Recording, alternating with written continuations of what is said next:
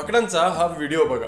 एका इंटरेस्टिंग एक्सपेरिमेंटसाठी काही सायंटिस्ट लोकांनी माकडांना पिंजऱ्यात बंद केलं आहे। पिंजऱ्यामध्ये एक सीडी आहे आणि त्या सीडीवर काही केळी ठेवलेली आहे। जेव्हा एखादा माकड सीडी चढून ती केळी घेण्यासाठी वर जायचा तेव्हा हे शास्त्रज्ञ लोक त्या सगळ्या माकडांवर थंड पाणी टाकायचे। जेव्हा जेव्हा ही माकडं सीडी चढण्याचा प्रयत्न करायचे तेव्हा तेव्हा त्यांच्यावर थंड पाणी टाकलं जायचं। हळूहळू माकडांना ही गोष्ट समजायला लागली की सीडीवर चढायचं नाहीये। जर कोणी वर चढायचा प्रयत्न जरी केला तर त्या सगळ्यांना थंड पाण्याचा पाऊस झेलावं लागेल। आता शास्त्रज्ञांनी एक चेंज केला। त्या माकडांपैकी एका माकडाला त्यांनी पिंजऱ्यातून बाहेर काढलं आणि त्याच्या जागी एका नवीन माकडाला पिंजऱ्यात टाकलं। आता त्या नवीन माकडाने सीडीवरील केळी बघितली आणि तो सीडीवर चढू लागला।